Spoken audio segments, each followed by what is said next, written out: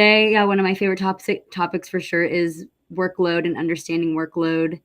And it is perfect to use recovery first to translate into talking about this, because when you have good practices of recovery, it does build your resources and it helps you understand your workload.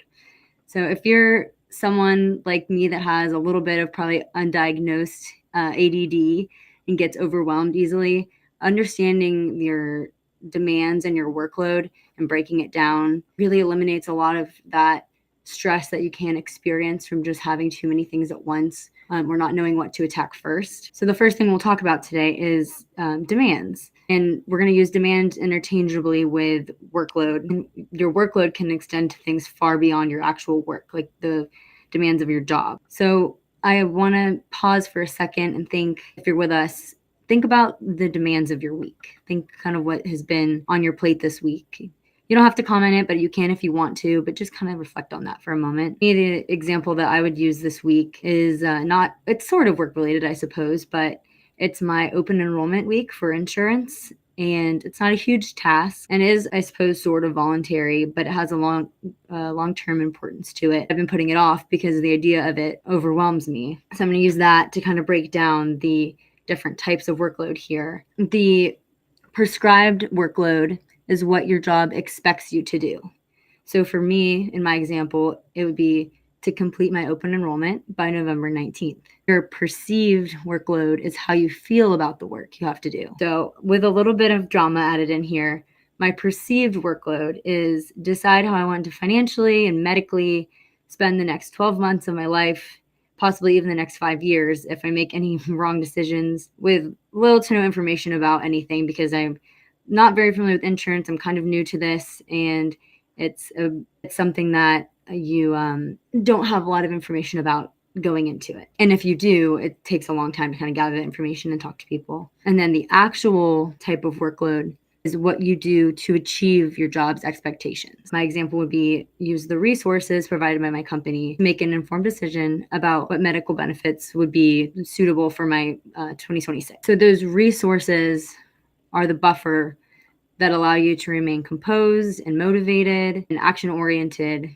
when you face your workload or any demands. So we'll transition a little bit more to talking about resources. You can do the same thing if you would like to just kind of think about, well, let me explain this first, I suppose.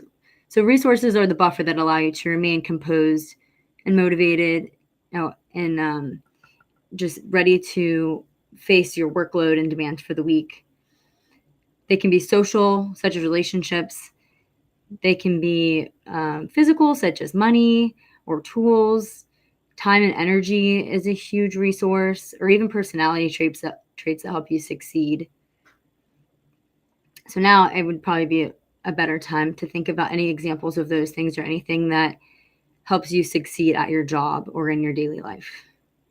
If you want to comment it, that would be great. It does tie really well into the loss and gain spiral too, because when I start to feel like my demands are not met by the resources that I have, such as, the biggest one for me is often time. Time to prioritize types of recovery, honestly, would probably be the best way to say that. And sleep is super important to me. I like to protect my energy and protect my sleep, and just the different kinds of recovery that help me to function and be successful. So once I start to notice that my time, my energy, my rest is not able to, my demands are taking away from that, that's when I'll really start to feel stressed and overwhelmed, and kind of need to take a step back before I experience the burnout and associate all of those negative things with the task itself rather than how I'm handling it. But perceived, prescribed,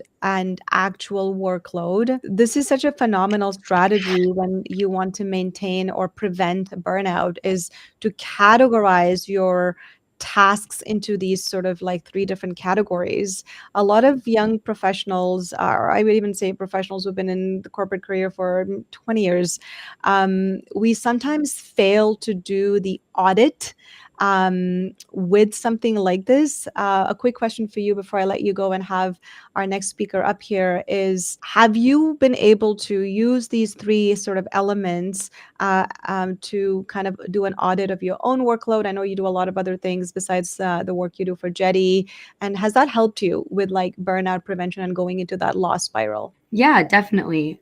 Just being able to kind of know how I'm interpreting something versus what's expected of me, and then what I have to do to achieve it really helps you make a plan of action. And I think that I really like the gain spiral here, which I didn't cover as much yet, but when you are able to also reflect on like, well, what would it take for me to, like, when I accept this task, is it something that already fits within my skill set? Is it something I have the resources for? If not, what do I need to do to be able to get those resources, or to be able to learn a new skill, which is also a great Jeddy wellness topic that Suman has talked about, upskilling recently. But when we are able to just pinpoint those specific areas that we need to focus on in order to make it to that next level and like push through with that engagement as our focus, that gives you a whole new perspective. So in my all the different things that I am involved in, I think my to-do list is always just, it's a running list, and being able to think about like, okay, what's actually what do I have, what can I do right now? What can I do right now? What do I need to do something else to be able to accomplish it in the next day or two? And then also what is the expectation at the end, and like, what am I accountable to right now versus tomorrow? He said, do you believe burnout will happen more and more due to continuous growth of AI? And that's such an interesting question, because I think AI is normally thought of as something that's supposed to eliminate workload and help make things more efficient. But I also think that it kind of is, it lowers our expectation of the effort that we have to put in. And over time, it definitely could make us feel more burnt out by things way more quickly, because things are so simplified. So when you have something that maybe does take a little more effort, something that needs to be done personally, or if you have technological difficulties, as we've you maybe even seen today, things can pile up on you really quickly.